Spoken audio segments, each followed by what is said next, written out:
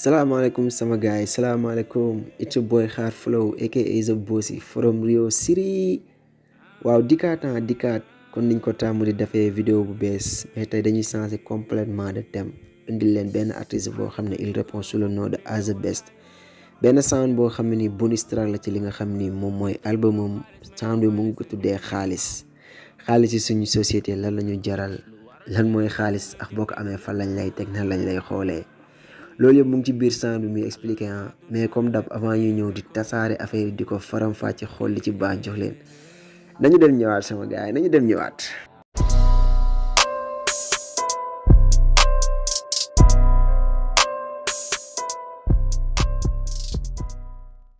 waaw foofu la dugg ci sound bi mu xaalis lañu gën a fonk nit wallaay nit mënam xaalis mais yow xaalis ñuy am naan xaalis lañu gën a fonk nit te wallaay nit mën a am xaalis mais yow xaalis lañuy am. waaw bu ne xaalis lañu gën a fonk nit te wallaay saawut bee nga sànni ci souvent naan jamono waaw mooy jamono juñ toll nii xaalis la nit ñi gën a fonk ko li nga xam ne moom mooy doomu aadama quoi. place bi nga xam ne ni fa lañ waroon teg nit dañ ko fa teggi teg fa xaalis. après mu ne nit a mën a am xaalis mais yow xaalis lañuy am. waaw loolu moom kenn amu ci sikki saaka quoi. xaalis nit moo ko mën a liggéey am ko quoi. mais tey jii bu ne mais yow xaalis lañuy am c'est-à-dire xaalis mooy tas à chaque fois suñuy diggante. xaalis moo ñuy defloo ay sacrifice wala ñuy def lu ñaaw rien que pour am ko quoi. peut-être nag buñ demee ba buñ si xeex nit bu dee mbiru xaalis la après mujjantel bi du rafet wala féewaaloo day am wala ngay def ay jëf yoo xam ne da ngay réccu rien que pour am ko. tey jii nii loolu noonu bés bu demee ba doomu aadama bi dund loolu rek peut-être c'est-à-dire xaalis moo ñu nekk di am quoi. lu waral ñi di jaay seen leer jëndee ko lëndëm. waaw mu ñëw ne lu waral ñi di jaay seen leer jëndee ko lëndëm. waaw question la boo xam ne ni peut-être ku nekk am na droit apporter ci li nga xam ne ni yow moom mooy sa réponse quoi. wala tey jii ñun ñëpp am nañ droit réfléchir ci quoi. peut-être si aspect xaalis lañ koy jëlee parce que sound bi si xaalis la porté wu. tey jii nit ñi lan moo leen di jaral xam nga ñuy jaay seen ngor rien que pour am xaalis quoi en fait. tey jii nii lan la nit mën a dund ba tey jii nii xaalis tollu ko fenn fi ba mu koy jaral yenn yi quoi. peut-être bu nee leer mooy tey jii nga nekk ci loo xam ne ni amul benn jafe-jafe. tey jii nit ñëpp xam ne yow ci li nga nekk yoon bu jub bi la yoon bu baax la. mais tey jii bu ne lëndëm te c'est-à-dire mooy alal yoo xam ne ni peut-être nit ñi buñ xamoon ne yow ressource bi fii la amaana duñ la nawloo quoi. peut-être des fois di nga gis nit sax mu yor lu bëri jarul ñee quoi parce que xamoo des fois alal bi fan la ko jëlee quoi. peut-être leeram la jaay jëndee ko lëndëm wala mu dugg ci ay tooxi doona yoo xam ne rien que pour alalu àdduna la quoi. mais ku nekk na xam nga war na ci mën a apporter li nga xam ne nii moom mooy connaissance am wala réponse am ci li nga xam ne nii moom mooy commentaire yi ñu partager parce que question loo xam ne ni dafa am ouverture carrément sax.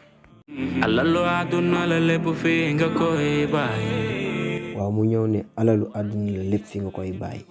waa xaalis tey ji mosoo dégg ñu ne néew bi dee na tey ji fortune bi mu amoon ci àdduna yëpp dañ ko jël suulaale ko ak moom quoi.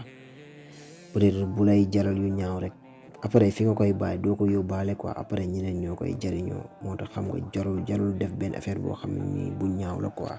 parce que li lay topp sa bàmmeel du weesu juróom-ñaari perkaal quoi. bu dul loolu tamit nag après yow say jëf la quoi. te jëf yi na doon jëf yu rafet parce que am na jëf yoo xam ne ni boo ko defee si àdduna tey ji peut-être mën nga ko làq nit ñi bañ a xam mais tey ji boo duggee sa biir bàmmeel say jëf ñoo la fay fekk te bu boobaa di nga ko layoo quoi. waaw message bi ñu fa mën a jàllale mooy doomu aadama lépp loo xam ne nii boo deewee du la topp bu mu la jaral lu ñaaw quoi. parce que alalu àdduna des fois lenn la rek des fois pour bien être la kase si kaw suuf. mais tey jii li nga xam ne nii moo jar ñu si sonn mooy tey jii suñuy jëf parce que jëf yooyu noonu bu rafetee moo ñu fekk suñu biir bàmmeel bu ñaawee tamit moo ñu fekk suñu biir bàmmeel te lépp loo fi def qu'importe que ça soit nga nekkoon ci lu leer que ça soit ngay nekkoon ci lu lëndëm ëllëg tey jii di nga ko layoo ak ki nga xam ne nii moom mooy suñu borom. xaalis lañ lay xàmmee xaalis lañ lay laajte soo amul xaalis duñ la xàmmee duñ la wóolu duñ la laajte ndax ñëpp a bëgg a mel ni moom. waaw mu ñëw ne xaalis dañ lay xàmmee xaalis dañ lay laajte boo ko amul duñ la xàmmee duñ la wóolu duñ la laajte ndax ñëpp bëgg mel ni moom. waaw bu ne xaalis dañ lay xàmmee ak xaalis dañ lay laajte c'est-à-dire considération bi nga xam ne nii suñu société boo amee xaalis moom la gars yi di considéré quoi. foo romba dinañ xam ne kii boroom xaalis la parce que fi la nit ñi di teg la wala boroom daraja la fi la nit ñi di teg. tey ji à chaque fois tamit nit ñi dañuy lijjanti di xam say préoccupation ci yow lan nga nekk quoi. amaana contrairement bu ne boo ko amul duñ la xàmmee duñ la wóolu duñ la laajte. tey ji boo amul xaalis tu n'es pas considéré quoi dans la société. tey ji nit ñi duñ la wóolu am na yoo xam ne ni peut-être duñ la ko mës a dénk am na yoo xam ne duñ la ko mës a yëgal quoi.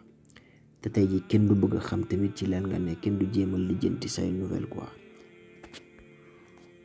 mu ne ndax ñëpp bëgg mel ni moom. waaw tey ji boo amee xaalis genre référence ngay doon genre icône ngay doon. qu'importe nag parce que ñun duñ chercher ne nit ki fii la jaar ba am xaalis wala fële mais dañ naan boroom xaalis la. loolu xooluñu ndax xaalis bu tilim la wala xaalis bu set la wala lew nam lewul ñun en tout cas ñun nañ ko consommer bu ñu joxee ñu jël après le reste suñu yoon nekku ci quoi. te en fait waruñu dundee noonu en société.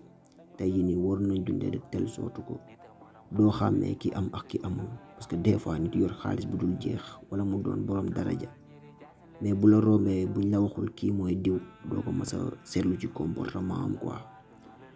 peut-être nag ñàkk nag xam nga yàlla mooy bindee noonu bu joxoon ñëpp amaana àdduna du neex mais tey jii foog mu may ñi xañ ñale bu ko defee ñi nga xam ne ñoom la may ñooy jàppale ñi mu xañ bu ko defee égalité ak équité am li nga xam ni moom mooy ci àdduna quoi. mais malheureusement pour notre société dafa doon benn phénomène boo xam ne nii dem na ba bokk suñu vie quoi noonu la ñuy dundee te loolu du li nga xam ne nii affaire noonu la waroon doxee.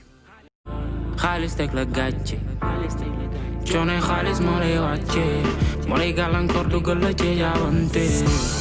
après mu ne xaalis teg la gàcce coonoy xaalis moo lay wàcce moo lay gàllankoor dugal la si ñaawte.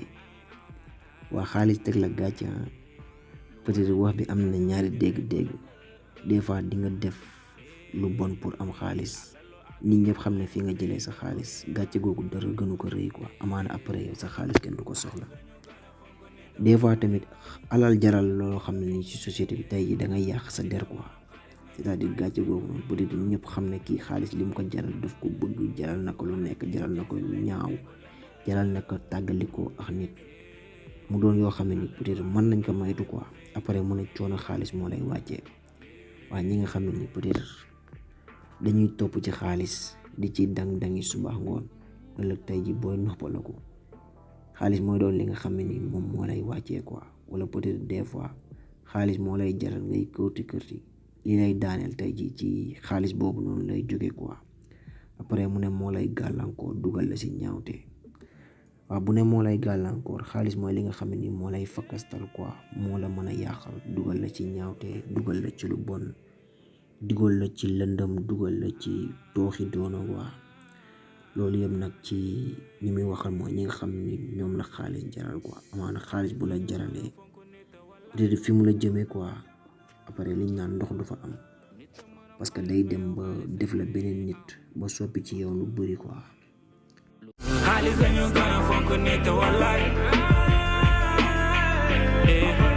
nit maanaam xaalis mais ñun xaalis lañuy waaw vidéo tey bi loolu la woon vidéo tey bi loolu la woon mu doon ay jàngat yu bari yoo xam ne manees nañ ko def ci xaalis quoi.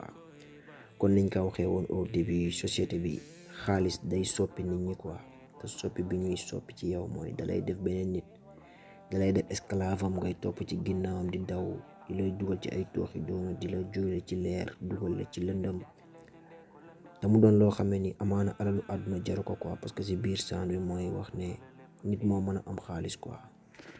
bu doon idéologie boobu la ñu ñëpp di demee amaana tey jii duñu jaral lu bari quoi. peut-être suñu vie en société war na mën a neex kii am jàppale kii amul ba tey jii nii kenn du sentir ne tey jii kii moo am wala kële moo amul wala tey jii nii boo amul doo sentir peut-être nit ñi écart boobu nga xam ne moom la ñuy jël ak yow quoi.